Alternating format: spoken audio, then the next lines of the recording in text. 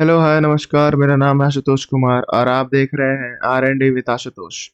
आपका स्वागत है हमारे इस पूरे के पूरे सेशन में जिसका नाम है टॉनिक बैच, जो कि आपके एग्जाम के लिए बहुत ही इंपॉर्टेंट, बहुत ही रेलेवेंट प्रश्नों को लेके आना है।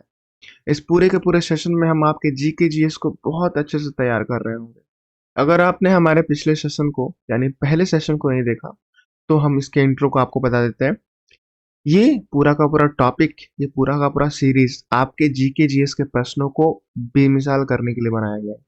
इसमें कम टाइम में आप एग्जाम के प्रश्नों को कराने की सुविधा मिलेगी आपको। इसमें हम लोग क्या कर रहे होंगे कि सभी जो आगामी आने वाले प्रश्न हैं और जो बीते प्रश्न थे एसएससीज के, उसको हम लेके आएंगे। इस पूरे के पूरे डेडली कॉम्बिनेशन को हम लोग क्या बोल रहे हैं, टॉनिक बैच। इस पूरे के पूरे बैच में हम लोग आपके जीके जीएस को बहुत ही बेहतरीन कर रहे होंगे। तो रोज मंडे से फ्राइडे 10 बजे 10 मिनट 25 प्रश्नों को कीजिए। ये लिखित में भले 25 प्रश्न है पर आपको 75 प्रश्नों रोजाना मिल रहे होंगे। तो चलिए शुरू करते हैं अपने इस पूरे के पूरे सीरीज में। अब मैं एक बात कहना चाहूंगा कि इस पूरे सीरीज में आप बने रहें अंत तक। ज़्यादा टाइम नहीं लगेगा आपका, बस 10 मिनट। और मैं इसकी पूरी गारंटी लेता हूँ कि अगर इस पूरे सीरीज को आपने 10 से 20 दिन देख लिया तो आपके 250 से 300 प्रश्न यूं ही तैयार हो जाएंगे। तो चलिए शुरू करते हैं अपने इस पूरे के पूरे सीरीज को लेके प्रभु का नाम। चलिए शुरू करते हैं। और हमारा पहला प्रश्न है, महान पार्श्व भारतीय गायिका लता मंगेशकर को निम्नलिखित में से किस वर्ष भारत के दूसरे सर्वोच्च नागरिक पुरस्कार पद्म विभूषण से सम्मानित किया गया था? और आपके ऑप्शन क्या है? ए 1990, बी 1995, सी 1999 या डी 1991। और आपका क्या उत्तर होगा? जी हाँ, सी 1999। और इनको और भी कौन से पुरस्कार मिले हैं? तो पद्म विभूषण 1969 में मिला है इनको। दादा साहब फाल्के अवार्ड मिला है 1989 में। भारत रत्न 2001 में and the legend of honour 2006 में मिला है। इसे भी याद रखें। हमारा दूसरा प्रश्न है, ऐसे तरीके की पहचान करें जिससे किसी में गैर संचारी रोग होने से रोका जा सकता है। और आपके ऑप्शन है, ए रक्त आधान यानी ब्लड ट्रांसफ्यूजन, बी पर्याप्त नींद, सी संतुलित आहार या डी स्वस्थ आहार। और आपका उत्तर होगा ए रक्त आधान यानी ब्लड ट्रांसफ्यूजन। रक्त आधान एक प्रोसेस है। ये ऐसा प्रोसेस है, किसी भी स्वस्थ व्यक्ति से किसी भी बीमार या फिर किसी को खून की कमी हो तो उसमें ब्लड चढ़ाया जाता है, ब्लड दिया जाता है। इसी को क्या बोलते हैं? रक्त आदान या ब्लड ट्रांसफ्यूजन बोलते हैं। ठीक है। हमारा तीसरा प्रश्न है, आवर्त सारणी के उस समूह की पहचान करें जिसमें लोहा शामिल होता है। और आपके ऑप्शन है, A group 8, B group 6, C group 5 या डी ग्रुप 7। और आपका उत्तर होगा ए ग्रुप 8। और लोहा का प्रतीक क्या होता है? Fe। और परमाणु संख्या होती है 26। इसे भी याद रखें। निम्नलिखित में से कौन 5 पॉइंट समन पुस्तक के लेखक हैं? और आपके ऑप्शन क्या है? ए दुर्जया दाउटा, बी चेतन भगत, सी रविंद्र सिंह या डी अमीश त्रिपाठी। और आपका उत्तर हो जाएगा बी चेतन भगत। चेतन भगत के और कौन से बुक हैं? 400 डेज है, India positive, making India awesome. ये 3 पुस्तक इनके फेमस बुक है। ठीक है। हमारा पांचवा प्रश्न है, जैन इवेंजेलिस्टा पुरकीजोय को 1839 में किस खोज के लिए जाना जाता था? और आपके ऑप्शन है, ए एक लिपिड बाइलियर झिल्ली का प्रस्ताव रखा, बी प्लाज्मा झिल्ली की खोज की, सी प्रोटोप्लाज्म शब्द का गढ़ा या डी नाभिक की खोज की। और आपका उत्तर हो जाएगा सी प्रोटोप्लाज्म शब्द को गढ़ा। दूसरा प्रश्न, हमारा छठा प्रश्न है, भारतीय फुटबॉल संघ की स्थापना किस वर्ष की गई थी? और आपके ऑप्शन है, ए 1853, बी 1872, सी 1853 और डी 1893। और आपका उत्तर होगा डी 1893। भारतीय फुटबॉल संघ की स्थापना 1893 में की गई थी। ठीक है, और इसमें कितने प्लेयर होते हैं फुटबॉल में? 11 प्लेयर होते हैं। और इसका बहुत अच्छा प्रसिद्ध एक चैंपियनशिप क्या है? तो फीफा चैंपियनशिप है। ठीक है, फीफा कप के लिए खेला जाता है। हमारा 7वां प्रश्न है, कोणार्क नृत्य महोत्सव डैश की पृष्ठभूमि में एक खुली हवा वाले सभागार में आयोजित किया जाता है, जिसे ब्लैक पोगाड़ो के रूप में भी जाना जाता है। और आपके ऑप्शन है, ए श्री सोमनाथ मंदिर, बी सूर्य मंदिर, सी गुरुवायूर मंदिर, या डी कामाख्या मंदिर। और आपका उत्तर हो जाएगा बी सूर्य मंदिर। इसकी विशेषताओं के बारे में हम लोग जान जाते हैं। इसे नरसिंह देव प्रथम ने बनवाया था। और आप अगर देखें तो 10 रुपए के नोट पे भी इसका फोटो होता है। निम्नलिखित में से किसकी आत्मकथा माई कन्फेशन है? और आपके ऑप्शन है, A Adolf Hitler, B Leo Tolstoy, C Nelson Mandela, या डी महात्मा गांधी। और इसका उत्तर हो जाएगा बी लियो टॉल्स्टॉय। ठीक है, लियो टॉल्स्टॉय एक प्रमुख इनकी और एक पुस्तक है, उसका नाम है war and the peace. Adolf Hitler की आत्मकथा है मेरा संघर्ष। नेल्सन मंडेला की आत्मकथा है long walk to freedom. Mahatma Gandhi की आत्मकथा है माई एक्सपेरिमेंट विथ ट्रूथ। ठीक है, चलिए आगे बढ़ते हैं, इन सभी को याद रखें आप। 9वां प्रश्न है, ड्राइंग फ्रॉम द सिटी निम्नलिखित में से किस भारतीय लोक कलाकार की दृश्य आत्मकथा है? और आपके ऑप्शन है, ए तेजू बेहून, बी जामिनी रॉय, सी भज्जू श्याम, या डी बाउआ देव। और आपका उत्तर हो जाएगा ए तेजू बेहून। और ड्राइंग फ्रॉम द सिटी कब पब्लिश हुआ था? 2012 में पब्लिश हुआ था। जामुनी रॉय के बारे में अगर हम बताएं तो ये भारतीय चित्रकार है जिन्हें पद्म विभूषण 1954 में मिला था। भज्जू श्याम जो है वो भारतीय कलाकार है जिन्हें पद्मश्री 2018 में मिला। और अगर बउआ देवी के बारे में बताया जाए तो बउआ देवी बिहार की मधुबनी की मिथिला चित्रकार है ना। मिथिला चित्रकार एक प्राचीन लोक कला है। ठीक है, चलिए इसे भी याद रखें आप। हमारा 10वां प्रश्न है, सभी अल्पसंख्यकों चाहे वे धर्म या भाषा पर आधारित हो को अपनी पसंद की शिक्षा संस्था स्थापित करने और संचालित करने का अधिकार होगा। भारत के संविधान का कौन सा अनुच्छेद इस अधिकार की गारंटी देता है? और आपके ऑप्शन है, ए अनुच्छेद 25, बी अनुच्छेद 28, सी अनुच्छेद 36, या डी अनुच्छेद 30। और आप इसका उत्तर दे रहे होंगे डी अनुच्छेद 30।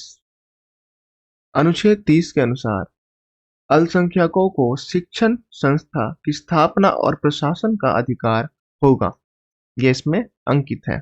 ठीक है, हमारा 11वां प्रश्न है, C6H6 का सामान्य नाम क्या है?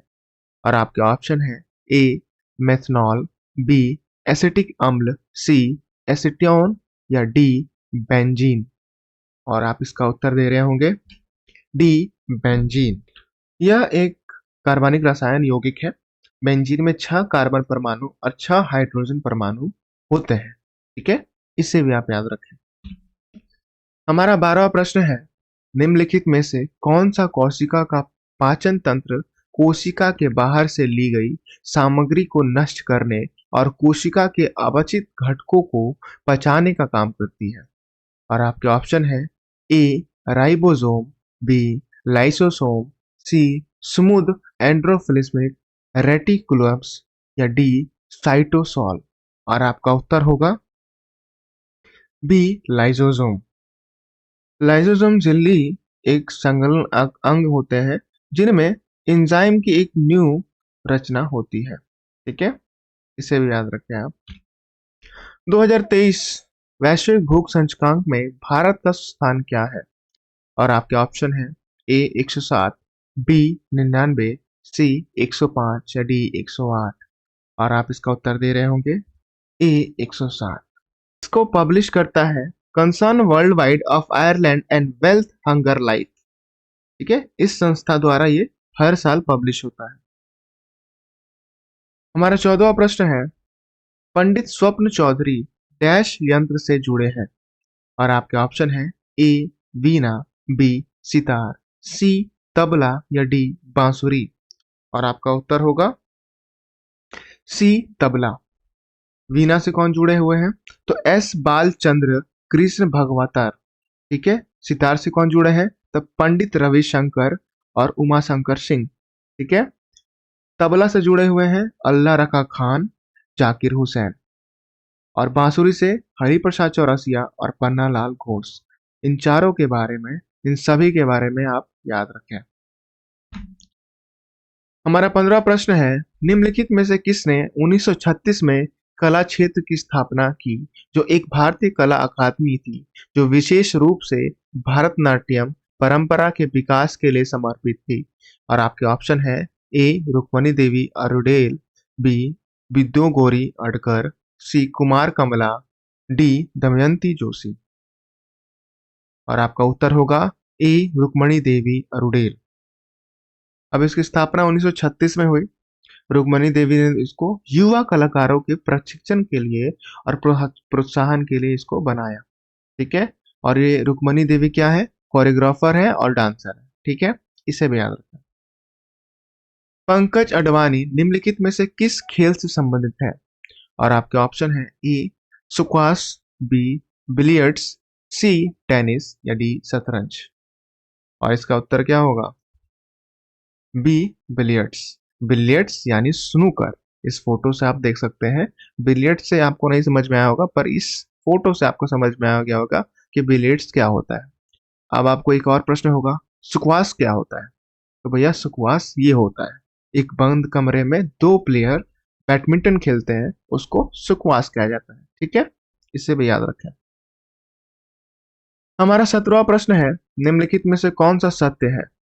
और आपके ऑप्शन है ए सकल घरेलू उत्पाद मूल्यांश बराबर सकल राष्ट्रीय उत्पाद, बी सकल घरेलू उत्पाद मूल्यांश बराबर शुद्ध घरेलू उत्पाद, या सी सकल घरेलू उत्पाद मूल्यांश बराबर सकल राष्ट्रीय उत्पाद, डी सकल घरेलू उत्पाद मूल्यांश बराबर शुद्ध घरेलू उत्पाद।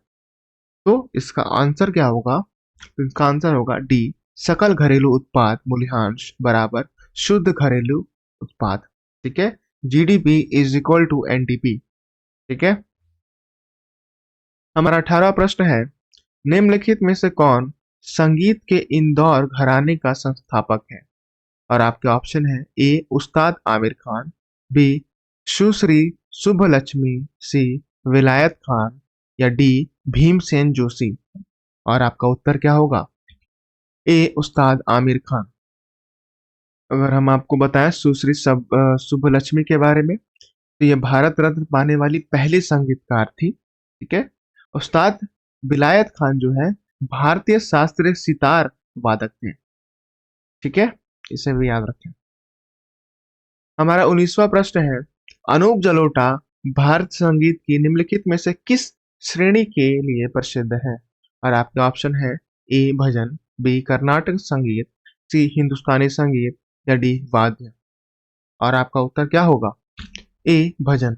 इन्हें भजन सम्राट भी कहा जाता है। तो अगर आपसे पूछा जाए कि भजन सम्राट के नाम से किसे जाना जाता है, तो अनूप जलोटा को। हमारा 20वां प्रश्न है, मलिक्का साराभाई सबसे प्रसिद्ध भारतीय नृत्य गाना है जो डैश के लिए प्रसिद्ध है? और आपके ऑप्शन है ए कुचिपुड़ी और भरतनाट्यम, बी भरतनाट्यम और कथक, सी भरतनाट्यम और ओडिसी, और डी कुचिपुड़ी और कथक। और आपका उत्तर क्या होगा? जी हाँ, ए कुचिपुड़ी और भरतनाट्यम। कुचिपुड़ी और भरतनाट्यम आंध्र प्रदेश के शास्त्रीय नृत्य हैं। और इसके एक बहुत प्रमुख जो डांसर है वो कौन है? यामिनी कृष्णमूर्ति हैं। ठीक है। इसे भी याद रखें। हमारा 21वां प्रश्न है, भारत की जनगणना 2011 के अनुसार भारत में कुल अनुसूचित जनजाति जनसंख्या की तुलना में किस राज्य में अनुसूचित जनजाति जनसंख्या का प्रतिशत सबसे अधिक है? और आपके ऑप्शन है ए गुजरात, बी झारखंड, सी मध्य प्रदेश या डी छत्तीसगढ़। और आप इसका उत्तर दे रहे होंगे सी मध्य प्रदेश। मध्य प्रदेश में अनुसूचित जनजातियां सबसे अधिक है। हमारा 22वां प्रश्न है, विश्व प्रसन्नता सूचकांक 2023 के अनुसार विश्व का सबसे खुशहाल देश कौन सा है? और आपके ऑप्शन है ए भारत, बी अमेरिका, सी फिनलैंड, डी चीन। और आप इसका उत्तर दे रहे होंगे सी फिनलैंड। ठीक है। और इस पूरे रिपोर्ट को कौन पब्लिश करता है? तो United nation sustainable development solution network इसे हर साल 20 मार्च को पब्लिश करता है। ठीक है, इसे भी याद रखें। हमारा 23वां प्रश्न है, मानव विकास सूचकांक यानी ह्यूमन डेवलपमेंट इंडेक्स में भारत का स्थान क्या है? और आपके ऑप्शन है ए 141, बी 136, सी 132 या डी 129। और आप इसका उत्तर दे रहे होंगे सी 132। ये हर साल कौन पब्लिश करता है? तो the United Nation Development Programme इसे हर साल पब्लिश करता है। ठीक है, हम चलेंगे 24वें प्रश्न की ओर। और आपका 24वां प्रश्न है, निम्नलिखित में से कौन सा त्योहार असम में नहीं मनाया जाता? और आपके ऑप्शन है ए बिहू, बी मी डैम मीफी, सी वैसांगू या डी बिहुला। और आपका उत्तर होगा डी बिहुला। बिहुला बिहार में मनाया जाता है, ना कि असम में। और ये तीनों असम में मनाए जाने वाले त्योहार हैं। हमारा 25वां प्रश्न और आखिरी प्रश्न है, होयसलेश्वर मंदिर निम्नलिखित में से किस राज्य में स्थित है? और आपके ऑप्शन है ए कर्नाटका, बी ओडिशा, सी पश्चिम बंगाल और डी तमिलनाडु। और आपका उत्तर होगा ए कर्नाटका। होयसल मंदिर को 42वां यूनेस्को हेरिटेज साइट में 18 सितंबर को शामिल कर लिया गया। इसमें 3 मंदिरों को जोड़ा गया है। वो कौन से हैं? तो बेल्लूर, हलेबिंदु और सोमनाथपुरा। ये तीनों मंदिर को मिला के होलेश्वर मंदिर को क्या किया गया है? यूनेस्को वर्ल्ड हेरिटेज साइट में जोड़ा गया है। तो चलिए, आप आज के लिए इतना ही। अगर आपको ये पूरा का पूरा सेशन पसंद आया हो तो इसे लाइक और सब्सक्राइब करें। इस पूरे चैनल के हर एक अपडेट्स को जानने के लिए आप इसे सब्सक्राइब कर सकते हैं, जिससे कि हर एक नोटिफिकेशन को आपके पास आने में दिक्कत और परेशानी ना हो। तो चलिए, कल फिर से इसी समय हम लोग मिलते हैं आपसे एक नए प्रश्नों को लेके, एक नए जोश को लेके। तब तक के लिए खुश रहें और रिवीजन करते रहें।